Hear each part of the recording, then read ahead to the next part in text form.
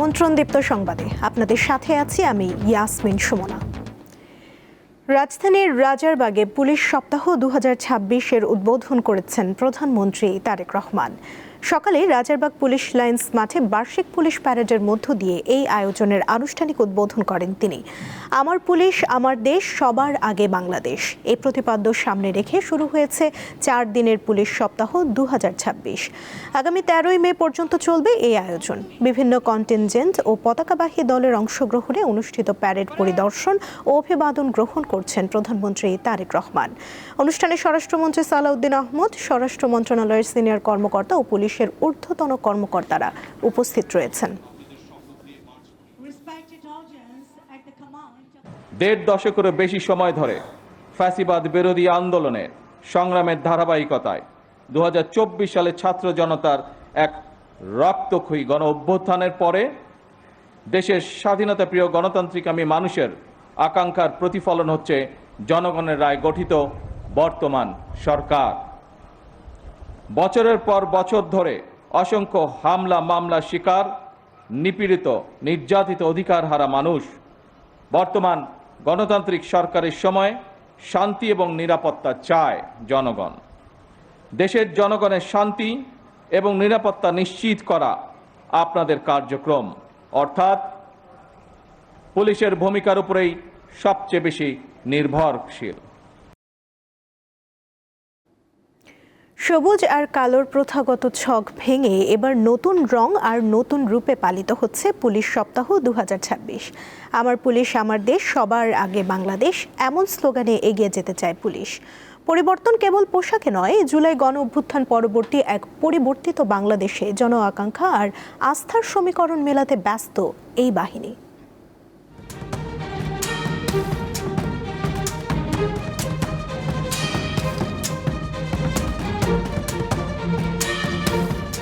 সময় বদলেছে দৃশ্যপট। জুলাইয়ের সেই উত্তাল দিনগুলোর পর এক নতুন ভোরের সাক্ষী বাংলাদেশ পুলিশ। শুধু পোশাকের রং নয়, সংস্কারের দাবি আর জনবান্ধব হওয়ার অঙ্গীকার নিয়ে ঘুরে দাঁড়ানোর চেষ্টা করছে রাষ্ট্রের এই গুরুত্বপূর্ণ বাহিনীটি।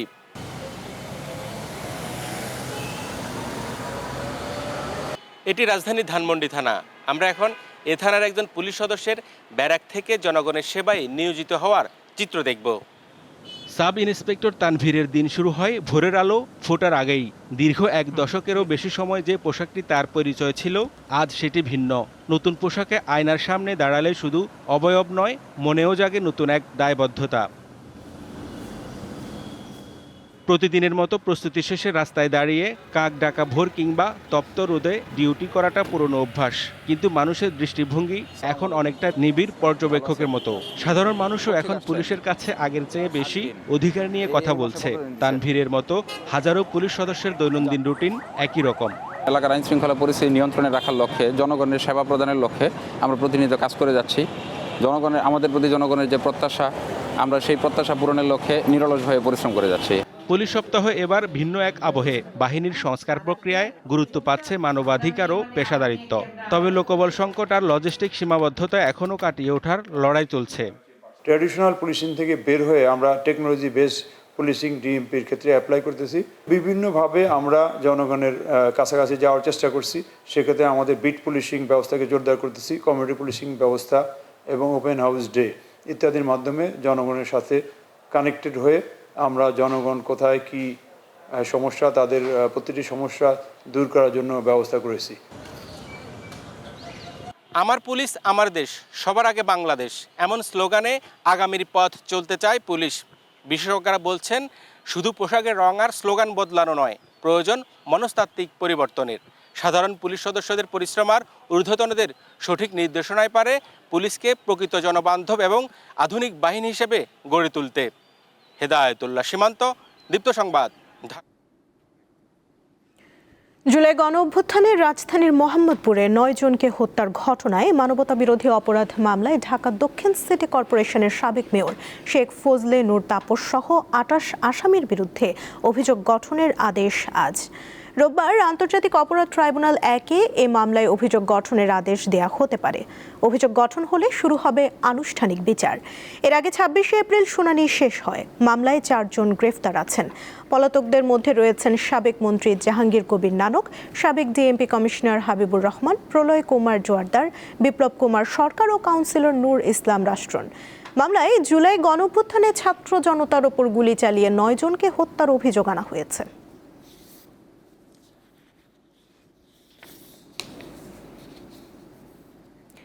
টানা কয়েকদিনের বৃষ্টি শেষে ঝলমলের রোদ ওঠায় স্বস্তি ফিরেছে হাওর অঞ্চলের কৃষকদের মাঝে। সুনামগঞ্জ, সিলেট, কিশোরগঞ্জ ও মৌলভীবাজারের কৃষকরা এখন ধান মাড়াই ও শুকাতে ব্যস্ত সময় পার করছেন। তবে এরই মধ্যে পানিতে ধান তলিয়ে যাওয়ায় ক্ষতির মুখে পড়েছেন অনেক কৃষক।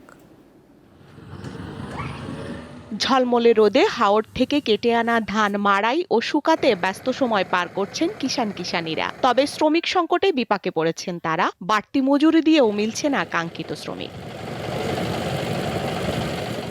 এদিকে গত কয়েকদিন বৃষ্টি না থাকায় সুনামগঞ্জের সবগুলো নদ নদীর পানি কমতে শুরু করেছে। মিলেছে রোদের দেখা। এখন তো আমরা শুকাইতে পারলাম না, এই ধান কিনবো খেটায়, নিব খেটায়।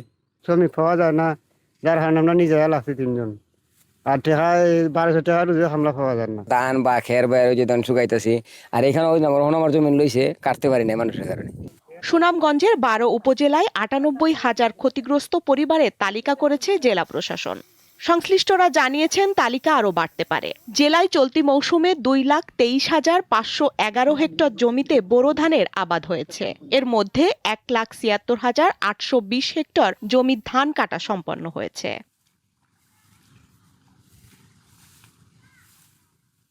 এদিকে ব্রাহ্মণবাড়িয়ার নাসিরনগর মেদির হাওর পরিদর্শন করেছে কৃষিমন্ত্রী। ক্ষতিগ্রস্ত কৃষকদের মাঝে 30 কেজি করে চাল বিতরণ কার্যক্রমও উদ্বোধন করেন তিনি। এমনভাবে কোটা করা হয়েছে ডিস্ট্রিক্ট ওয়াইজ, এবং পরবর্তীতে আমরা যেটা করব ইউনিয়ন ওয়াইজ আমরা মাইকিং করব, ধান কিনবে তোমরা আসো ধান বিক্রি করার জন্য। আমাদের মূল টার্গেট কৃষক, তার কৃষকের আমরা ন্যায্য মূল্য দিতে চাই। রোদ ওঠায় স্বস্তি ফিরেছে কিশোরগঞ্জের হাওড় অঞ্চলের কৃষকদের মাঝে। সকাল থেকেই তারা ধান মাড়াই ও শুকানোর কাজে ব্যস্ত সময় পার করেছেন। গেরমা ধান 2 দিন ধরে রোদ্র শুকাইতাছি, বাহিরা পরে বলা যাবো, কিন্তু রোদ যদি এইভাবে উঠে তাহলে আমরা এই ধানগুলা শুকাইতে পারবো, নাহলে তো এই ধানগুলা দেখা গেছে অকেজো। কৃষি বিভাগ জানিয়েছে প্রায় 75% জমির ধান কাটা হয়েছে। পানিতে তলিয়ে গেছে প্রায় 13,000 হেক্টর জমির ধান। ক্ষতির মুখে পড়েছেন প্রায় 60,000 কৃষক। স্বস্তিকা সিংহ, দীপ্ত, বার্তাকক্ষ। মা মানে ভালোবাসা, নিরাপত্তা আর নিঃস্বার্থ যত্ন। কেউ জন্মের পর মা ডাকটা বলতে শেখে নিজের মাকে জড়িয়ে ধরে, আর কেউ শেখে একদল অপরিচিত মানুষের মায়া আর যত্নে। না পাওয়ার কষ্ট থাকলেও ভালোবাসা আর যত্নে তারা শিখছে নতুন করে বাঁচতে। পৃথিবীতে এমন কিছু মানুষ আছেন যারা জন্ম না দিয়েও হয়ে ওঠেন মা। নিজের সন্তান নয়, তারপরও ছোট ছোট এসব মুখের হাসি, কান্না, অভিমান আর স্বপ্নকে বুকে আগলে রাখেন তারা। এমন স্নেহ, ভালোবাসা আর যত্নে বেড়ে উঠছে রাজধানীর তেজগাঁওয়ের সরকারি শিশু পরিবারের ছোট্ট মনিরা, যারা খুঁজে পেয়েছে মায়ের মমতায় ভরা এক নতুন আশ্রয়। গভর্নমেন্ট হাই স্কুল, আমি ওয়ানে পড়ি। পড়াশোনার যে স্কুলে সাইড কেনার এরকম যদি বলে তাহলে আম্মুর কাছে যে বলি, পরে আম্মু কিনে দেয়। এখানে খুব ভালো লাগে, কিছুদিন হয়েছে এখানে এসেছি। আম্মা ওনাদের সবাইকে খুব ভালো লাগে। ছোটোবেলায় যখন আসছিলাম তখন এই কষ্টটা ফিল হয়েছে, এখন মানে এই জায়গায় থাকতে থাকতে এখানে ভালোবাসা পেয়ে পেয়ে এখন ভুলে গেছে। খাওয়ানো, ঘুম পাড়ানো কিংবা অসুস্থ হলে পাশে থাকা, সব কিছুতেই তারা সত্যিকারের মায়ের ভূমিকা পালন করেন। কেউ স্কুলে যাচ্ছে, কেউ ছবি আঁকছে। ভালোবাসায় বদলে যাচ্ছে এসব শিশুর জীবন। আমি আস্তে আস্তে এখানে বড় হয়েছি, ওনাদের কাছে থেকেছি, ওনারাও আমাদের মায়ের ঘাটতি পূরণ করেছে। বিভিন্ন সময় বিভিন্ন অনুষ্ঠান করি, মা দিবস পালন করি, পয়লা বৈশাখ করি, ঈদ করি। এখন ঢাকা কলেজ চারুকলা ইনস্টিটিউট, সেখানে পিডিগ্রিতে আছে। বড় হয়ে আমার পেন্টিং নিয়ে মানে একটা বড় শখ যে বড় আর্টিস্ট হওয়া। শিশুদের মানসিক বিকাশে কাজ করছেন শিক্ষক ও পরিচর্যাকারীরা। তাদের যত্নে বদলে যাচ্ছে ছোট্ট মনিদের জীবন। আমার বাচ্চাটাকে আমি যেভাবে স্কুলে দিচ্ছি ওরা ঠিক ওইভাবেই এখান থেকে তার মেধা অনুযায়ী সেই স্কুলেই পড়ছে এবং তারা নাচে গানে সব কিছুতে আমরা সব রকম ট্রেনিং দিয়ে থাকি। বর্তমানে যে নতুন কুড়ি আবার শুরু হয়েছে, ওখানে আমাদের 4 থেকে 5টা বাচ্চা নতুন কুড়িতে পার্টিসিপেট করতেছে। ওরা ন্যাশনাল ফুটবল টিমে খেলছে, ওরা আমাদের একটা বাচ্চা আছে প্রিমিয়ার ক্রিকেট লিগে খেলে জাতীয়ভাবে, এবং সব ন্যাশনাল প্রোগ্রামেই ওরা অংশগ্রহণ করে। 136 শিশুর সবাইকে নিজের সন্তানের মতোই দেখেন বলে জানান এই কর্মকর্তা। শিশুর শৈশবের সারল্যকে রক্ষা করার জন্য প্রত্যেকটা মানুষের শৈশবটা যে সুন্দর, শৈশবটাকে শৈশবের মতো রাখার চেষ্টাটাই মূলত আমরা করে থাকি এবং এর মধ্যে আসলে সব কিছুই চলে আসে, তার শিক্ষা, স্বাস্থ্য, পুষ্টি, নিরাপত্তা। আমাদের এই প্রতিষ্ঠানগুলোর নাম হচ্ছে শিশু পরিবার, যাতে তারা অনুভব করে যে তারা একটা পরিবারে আছে। একটা বর্ধিত পরিবার হিসেবে এই পরিবারের যে অনুভূতিটা, এই মূল্যবান অনুভূতিটাকে নিশ্চিত করার চেষ্টা করাটাই মূলত আমার কাজ। এই ছোট ছোট হাসিমাখা মুখগুলোর পেছনে রয়েছে না পাওয়ার অনেক গল্প। তবুও মায়েদের ভালোবাসা আর যত্ন তাদের শেখাচ্ছে জীবন থেমে থাকার নয়। একটু ভালোবাসা আর সুযোগ পেলেই তারাও হয়ে উঠতে পারে সমাজের উজ্জ্বল আলো। সঞ্জিদা প্লাবনী, দীপ্ত সংবাদ, ঢাকা। গাজীপুরে গরু চোর সন্দেহে গণপিটুনিতে 3 জন নিহত হয়েছে। এ সময় বিক্ষুব্ধ জনতা একটি ট্রাকে আগুন ধরিয়ে দেয়। ভোরে কালিয়াকৈর উপজেলার ফুলবাড়িয়া ইউনিয়নের বাঘচালা গ্রামে এ ঘটনা ঘটে। স্থানীয়রা জানান, এলাকায় বেশ কয়েকদিন ধরে গরু চুরির ঘটনা বেড়েছে। রোববার রাতে একদল চোর ট্রাক নিয়ে গরু চুরি করতে আসে বাগমারা এলাকায়। এ সময় এলাকাবাসী এটি বুঝতে পেরে চারদিক দিয়ে তাদের ঘিরে ফেলে। বেশ কয়েকজন পালিয়ে গেলেও 3 জনকে গণধোলাই দেয় এলাকাবাসী, এতে তাদের মৃত্যু হয়। এরপর বিক্ষুব্ধ জনতা চোরদের আনা ট্রাকটি আগুনে পুড়িয়ে দেয়। দিনাজপুর গোবিন্দগঞ্জ মহাসড়কে চাঁদাবাজির প্রতিবাদে সড়ক অবরোধ করে বিক্ষোভ কর্মসূচি পালন করছেন ট্রাক শ্রমিক ও মালিক শ্রমিক ঐক্য পরিষদের নেতাকর্মীরা। সকাল 7টা থেকে দিনাজপুর মেডিকেল কলেজ হাসপাতালের সামনে মহাসড়কে অবস্থান নেন তারা। শ্রমিকদের ও মালিকদের অভিযোগ করেন, দীর্ঘদিন ধরে মহাসড়কে ট্রাক থেকে অবৈধভাবে চাঁদা আদায় করা হচ্ছে। এতে পরিবহন খাতে অতিরিক্ত ব্যয় বেড়ে যাওয়ার পাশাপাশি শ্রমিক ও মালিকরা আর্থিকভাবে ক্ষতিগ্রস্ত হচ্ছেন। একাধিকবার বিষয়টি প্রশাসনকে জানানোর পরও কার্যকর ব্যবস্থা নেওয়া হয়নি। দিনাজপুর শহরের প্রবেশপথ ফুলহাট, 10 মাইল মহাসড়ক, বালুয়াডাঙ্গা, বিরল সড়ক সহ মোট 5টি গুরুত্বপূর্ণ পয়েন্টে একযোগে কর্মসূচি পালন করছেন আন্দোলনকারীরা। এতে প্রধান সড়কগুলোতে তীব্র যানজটের সৃষ্টি হয়েছে।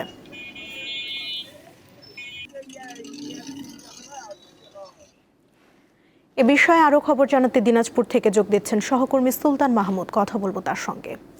সুলতান, শ্রমিক ও মালিক পক্ষ থেকে কি বলা হচ্ছে আর প্রশাসনের কোনো বক্তব্য জানতে পেরেছেন কি, জানাবেন আমাদের।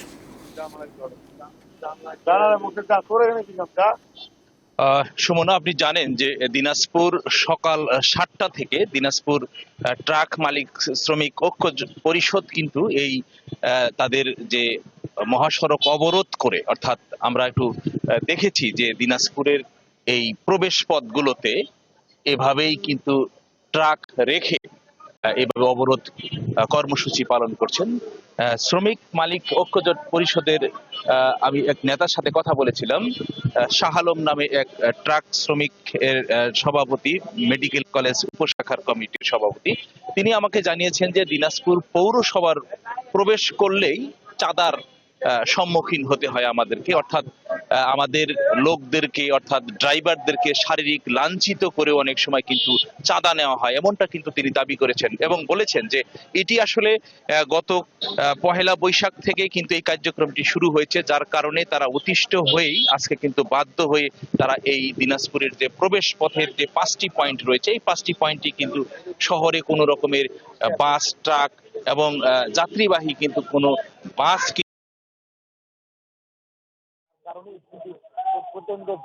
যার কারণে কিন্তু যানজট সৃষ্টি হয়েছে এবং যারা ঢাকা থেকে বা বিভিন্ন অঞ্চল অর্থাৎ দিনাজপুর হয়ে ঠাকুরগাঁ, পঞ্চগড় যে যারা যাবে তারা কিন্তু আসলে এই সকল যাত্রীরা কিন্তু চরমভাবে বিপাকে পড়েছে।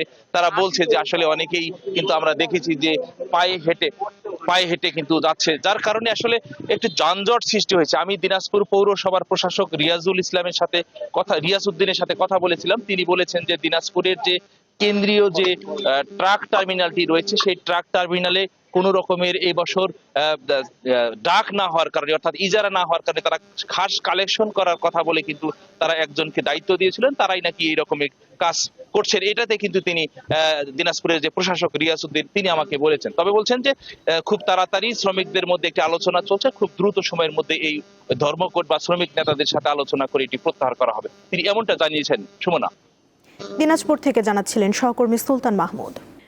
কন্টেন্ট ক্রিয়েটর ও অভিনয় শিল্পী কারিনা কায়সার গুরুতর অসুস্থ, তাকে লাইফ সাপোর্টে দেওয়া হয়েছে। রাজধানীর একটি হাসপাতালে চিকিৎসাধীন রয়েছেন তিনি। গত এক সপ্তাহ ধরে জ্বরে ভোগার পর হঠাৎ জ্ঞান হারিয়ে ফেললে তাকে দ্রুত হাসপাতালে ভর্তি করা হয়। কারিনা জাতীয় দলের সাবেক ফুটবলার কায়সার হামিদের মেয়ে। তিনি জানান কারিনার লিভার ক্ষতিগ্রস্ত হয়েছে। শারীরিক অবস্থার অবনতি হলে তাকে গত শুক্রবার রাতে লাইফ সাপোর্ট দেওয়া হয়। নানা হাস্যরসাত্মক কন্টেন্ট নির্মাণের জন্য সামাজিক মাধ্যমে জনপ্রিয়তা পেয়েছেন কারিনা কায়সার। অভিনয় করেছেন চলচ্চিত্র। যুদ্ধবিরতি সত্ত্বেও লেবাননে ভয়াবহ হামলা চালাচ্ছে ইসরায়েলি বাহিনী। দেশটির দক্ষিণাঞ্চলে ইসরায়েলি হামলায় ৩৯ জন নিহত হয়েছেন, ৩ শিশু সহ আহত হয়েছেন ১৩ জন। বিবিসি জানিয়েছে স্থানীয় সময় শনিবার দক্ষিণাঞ্চলের বিভিন্ন স্থানে ব্যাপক হামলা চালায় ইসরায়েল। এছাড়া অঞ্চলটির ৯টি গ্রাম থেকে বাসিন্দাদের জোরপূর্বক সরে যেতে সতর্কতা জারি করেছে আইডিএফ। হামলার কথা স্বীকার করে আইডিএফ এর দাবি, হিজবুল্লাহর বিরুদ্ধে হামলা চালিয়েছে তারা। জড়িত নন এমন বেসামরিক নাগরিকদের ক্ষয়ক্ষতির বিষয়েও তারা অবগত। লেবাননের স্বাস্থ্য মন্ত্রণালয় জানিয়েছে গত সপ্তাহে দেশজুড়ে ইসরায়েলের অব্যাহত হামলায় নারী, শিশুসহ ১২০ জনের বেশি মানুষ নিহত হয়েছেন। এদিকে হিজবুল্লাহ গতকাল ইসরায়েলের উত্তরাঞ্চলে একটি ড্রোন হামলা চালিয়েছে। এই হামলায় ৩ জন ইসরায়েলি সেনা আহত হয়েছেন বলে জানিয়েছে আইডিএফ।